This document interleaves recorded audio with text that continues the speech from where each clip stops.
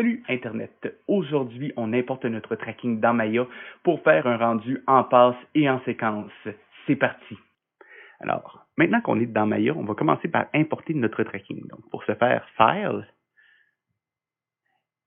Import, et on va aller chercher notre tracking que, dans mon cas, j'avais enregistré sur le bureau. Et là, oh là, on a un petit problème de taille. Donc, déjà, on va recommencer à zéro. File, New Scene. Si jamais ça vous arrive, c'est simplement une question de scale quand on fait l'exportation dans Blender.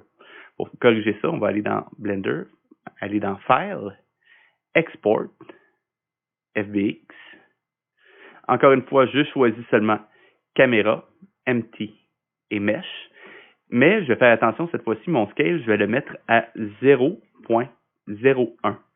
Ça devrait corriger en bonne partie notre problème de tout à l'heure. Donc, cette fois-ci, je vais l'appeler Tracking 02 et ça devrait marcher. Export FBX. Je retourne dans Maya et je recommence mon importation. File, Import et je vais récupérer mon tracking 02.fbx et la taille est à peu près bonne. La caméra est un peu disproportionnée. On va corriger ça très rapidement. On sélectionne tout simplement la caméra. Je vais dans ses attributs, je sélectionne le scale, j'efface les clés d'animation, delete selected, et je la remets tout simplement à 1. Et le problème est réglé. Maintenant, on va pouvoir s'attaquer à notre scène.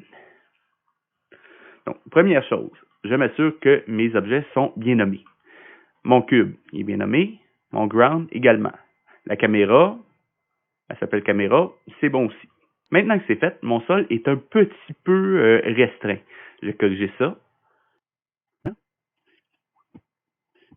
Ça devrait aller.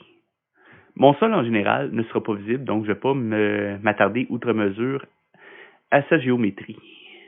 Ce qui va être visible cependant, c'est mon cube. Et lui, je vais lui donner un matériel différent. Donc, disons que je vais faire un AI standard surface. Voilà. Une couleur, disons, on va le mettre un peu bleu, disons. Un petit peu plus foncé, ça me semble bien. Et pour la roughness, je vais monter un petit peu sa roughness et je vais baisser un petit peu son spéculaire. Quelque chose comme ça. Ça me semble bien. Et j'applique ce matériel-là à mon cube et seulement à mon cube. Maintenant que c'est fait, on va s'attaquer à l'éclairage de notre scène. Première chose, on va se créer un Dome Light pour lui mettre un HDR. Un HDR, c'est une map d'environnement qui recrée l'éclairage dans lequel on a filmé une scène. Je vous fournis le mien en description. Pour ce faire, je crée mon Dome Light. C'est fait. Je vais dans les propriétés de mon Dome Light et dans couleur, je vais sélectionner une image. Et voilà, j'ai un HDR dans ma scène qui va recréer l'éclairage dans lequel j'ai filmé ma séquence. Non seulement mon éclairage, mais également toutes les réflexions de l'endroit où est-ce que j'étais. Petit problème. Si on regarde ma caméra, normalement, elle pointait vers la porte qu'on voit derrière. Et clairement ici, elle pointe dans l'autre direction. On ne va pas s'inquiéter outre mesure, on a juste à faire pivoter le HDR pour qu'il soit dans la bonne direction. Commencer par regarder à travers ma caméra. Et là, mon HDR a disparu. Pourquoi? Pas de panique, c'est seulement mon far plane qui est un petit peu loin, un petit peu près plutôt. Donc, j'augmente la distance et le problème est corrigé. Il ne me reste qu'à sélectionner mon Dome Light et à le faire pivoter pour qu'il soit dans la bonne direction. Là, quelque chose comme ça. Ça me semble très bien.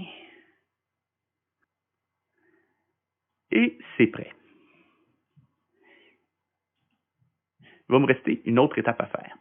Un HDR, c'est très bien pour recréer l'éclairage global d'une scène. Cependant, ce ne sera pas très bon pour faire des ombres projetées. On va donc se créer une lumière qui va recréer le soleil de ma scène originale. Donc, Pour le soleil, il y en a beaucoup qui utiliseraient tout simplement une directional light. Cependant, comme les ombres sont légèrement floues à cause de la taille du soleil, on va plutôt utiliser une area light qu'on va mettre quand même assez loin. Encore une fois, on essaye de se baser sur la scène originale, donc la vidéo que vous aviez utilisée pour recréer l'éclairage.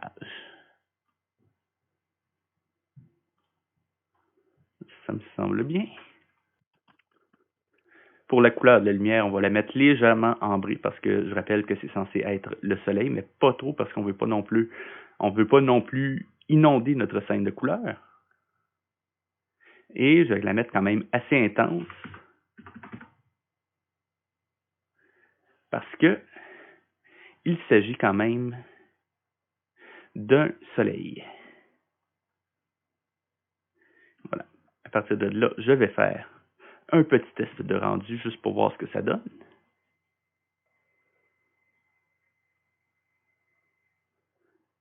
Et ça me semble, somme toute, assez bien. Donc, maintenant que l'éclairage est terminé, on va pouvoir rentrer les settings de rendu. Pour ce faire, on ouvre le panneau de settings de rendu et on va commencer de haut en bas pour ne rien oublier. Le file name, ça, ce sera le nom que porteront les images qui vont sortir du logiciel. Si on clique droit dessus, on peut rentrer différents éléments préprogrammés dans Maya. Donc, dans ce cas-ci, par exemple, on peut commencer avec le nom de la scène, underscore. On va rentrer aussi où est-ce qu'il est? Le layer name. On va voir tout à l'heure ce qu'est un layer. Ensuite, on va rentrer le type d'image qu'on veut, c'est-à-dire un TIFF. Et dans la compression, on va choisir zip. Pour le format, si vous pouvez informatiquement vous permettre un 16 bits, c'est mieux. Sinon, 8 bits, ça va suffire. 32 bits, cependant, ce serait un petit peu trop. Color space, on ne touche pas. Frame Animation Extension, ça va être très important. Vous devez le régler à name.hashtag.ext. Ça veut dire que votre nom de fichier à la sortie va être le nom que vous avez rentré en haut, c'est-à-dire scene_render_layer, suivi d'un point, suivi de votre numéro de frame.ext. En dessous, le frame padding, ça c'est le nombre de zéros qui va précéder votre chiffre pour le frame. Par exemple, ici on aura le nom, .0001.ext. Le frame range, ça c'est le frame de début, dans ce cas-ci 0. Le frame de fin, dans ce cas-ci 186. Et by frame, ce sera le nombre de frames qu'on saute entre chacun. Par exemple, si je le laisse à 1, ce sera 0, 1, 2, 3, 4, 5. Si je le mettais à 2, ce serait 0, 2, 4, 6. Si je le mettais à 10, ce serait 0, 10, 20, 30, 40, etc. On peut sélectionner le skip existing frame, ce qui va permettre de sauter les frames qui auraient déjà été rendus, par exemple sur un autre ordinateur, si on a plusieurs ordinateurs à sa disposition. La taille de l'image. Si vous vous rappelez bien, dans la dernière vidéo, on avait pris en note une résolution. C'est ici qu'il va falloir la rentrer. Donc, la résolution qu'on avait pris en note, c'était 2440 par 1376. Et le tout en pixels. Il reste simplement à choisir la caméra avec laquelle on va faire le rendu. Donc, évidemment, la caméra qu'on a sortie de Blender. Et on a seté les rendus. Il ne reste qu'à créer les render layers. Les render layers, c'est avec ça que je génère mes passes de rendu. Les passes de rendu, c'est une déconstruction de chaque photogramme de mon film. Par exemple, je pourrais prendre le RGB et le mettre sur une image. Je pourrais prendre mon ambient occlusion, le mettre sur une autre image et mes réflexions sur une autre image. Ça va me permettre ensuite au compositing de peaufiner le look de mon film. Pour ouvrir les render layers, c'est avec le petit bouton de layer qu'il y a ici. Dans le cas de la démonstration, j'aurai besoin de 3 layers, c'est-à-dire la beauty, les ombres et l'ambient occlusion. J'ai déjà créé tous les 3. Pour créer un layer, c'est avec le petit bouton avec un plus sur le côté ici. Je vais les nommer également. Rename, Beauty. rename ombre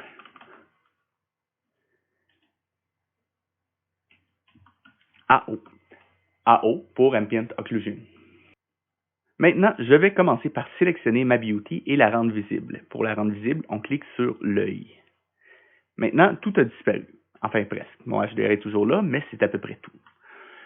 Pour inclure des objets dans un layer, on va devoir faire des collections.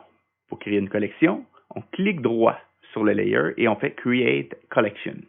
Je vais en avoir besoin de deux. La première, Beauty _ Cube. On essaye de rester organisé, s'il vous plaît. La deuxième, Beauty Ground. Et maintenant, pour rajouter un objet dans ma collection, je n'ai qu'à cliquer du centre sur mon objet dans mon outliner, donc dans ce cas-ci, le ground, et je le glisse dans l'onglet qu'on voit sur le côté ici, la partie foncée. Voilà, mon ground est de retour. Je sélectionne ma collection cube et je glisse également mon cube à l'intérieur. Voilà. L'utilité des render layers et des collections, c'est de remplacer certaines propriétés de mes objets lors du rendu. Par exemple, pour la beauty ici, ce que je voudrais, comme mon but est d'intégrer mon cube dans mon footage original, ce sera d'avoir le cube tout seul. Cependant, je ne veux pas complètement rendre invisible mon sol parce que d'une part, c'est ça qui va empêcher mon HDR de rééclairer mon cube par en dessous. Et ça peut être important. Donc, pour ce faire, je vais sélectionner mon ground. Voilà. Je vais aller dans ses attributs, je vais aller dans Arnold.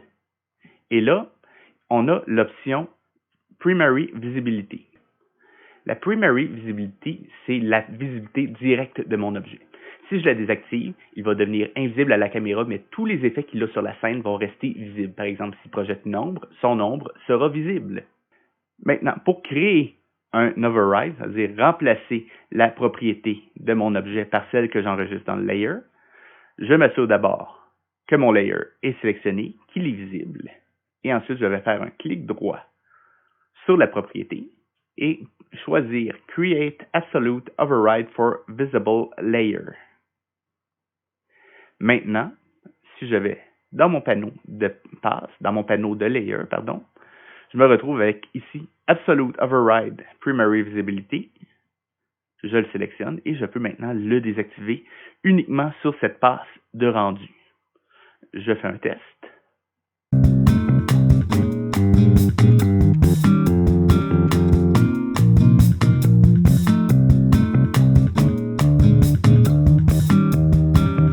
Et effectivement, mon ground a disparu. Cependant, je vois toujours mon HDR et ça peut poser quelques problèmes. Surtout si je veux intégrer mon cube ensuite dans mon footage original. Pour rendre mon HDR invisible à la caméra, c'est très simple. Je le sélectionne. Et je vais ensuite descendre jusqu'à ce que j'arrive à l'onglet Visibility et j'enlève simplement la visibilité de caméra. Je le remets à 0. Et maintenant, il sera invisible, mais il va continuer d'éclairer et de créer des réflexions. On a maintenant la beauty qui a été setée. On va maintenant s'attaquer à la passe d'ombre. Encore une fois, je sélectionne ma passe et je la rends visible. Tous mes objets disparaissent. J'ai donc besoin de créer mes collections. Create Collection, ombre _ cube, ombre _ ground. On essaye de rester organisé, s'il vous plaît. Je glisse mon ground dans ma collection ground. Je glisse mon cube dans la collection cube. Et je recommence mes overrides. Dans le cas de ma passe d'ombre, j'aurai d'abord besoin de cacher mon cube. Is it about my cube? Pour faire ça, je m'assure que mon layer est bien sélectionné. Je sélectionne mon cube, Primary Visibility, clic droit, et Create Absolute Override. Je retourne dans mon panneau de Layer et je sélectionne Primary Visibility, je le mets à Off. Et voilà. Mon cube sera maintenant invisible. Ce ne sera pas assez. Pour que mon rendu fonctionne, il faudrait voir seulement mes ombres. Et pour faire ça, je vais avoir besoin d'un autre type d'override. Le type d'override que je vais créer, ce sera ce qu'on appelle un Material Override, et ça s'applique seulement sur une collection. Donc, dans ce cas-ci, mon ground, ma collection ground plutôt, je vais faire un clic droit dessus et je vais créer un Material Override, ici. Mat underscore override underscore shadows.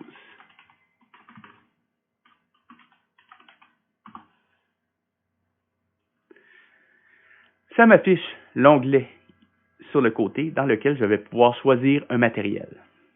Dans ce cas-ci, je clique sur le petit damier et je vais rechercher AI Shadow Mat. Et voilà, c'est fait. Je fais un test de rendu.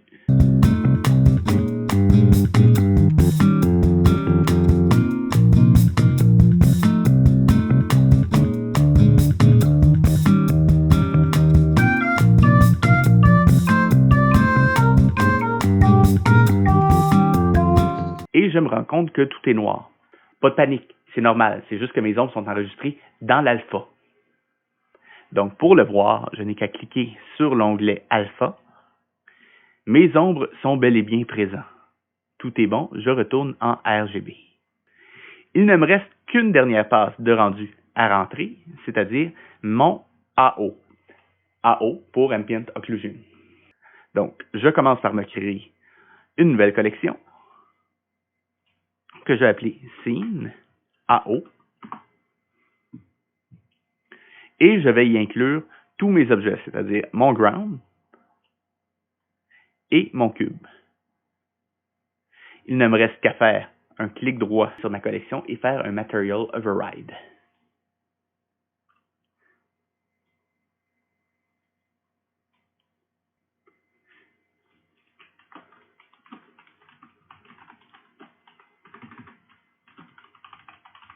Et voilà, je sélectionne comme matériel un Ambient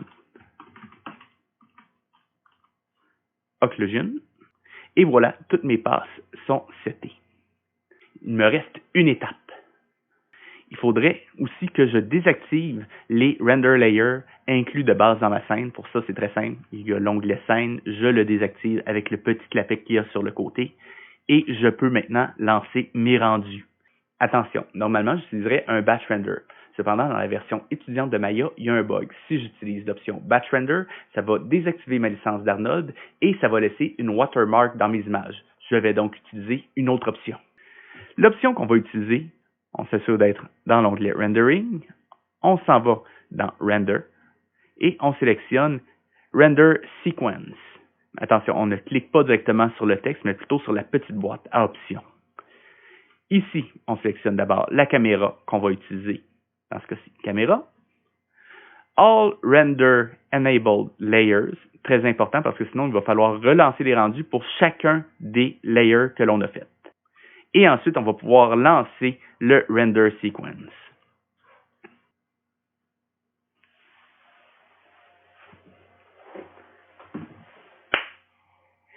C'est ce qui termine cette vidéo sur les rendus dans Maya. Retrouvez-moi dans la prochaine vidéo où est-ce qu'on va assembler tout ça dans un logiciel de compositing. En attendant, si vous avez aimé la vidéo, je vous invite à la liker et à la partager. Si vous avez des questions, laissez-les en commentaire, ça va me faire plaisir d'y répondre. À la prochaine!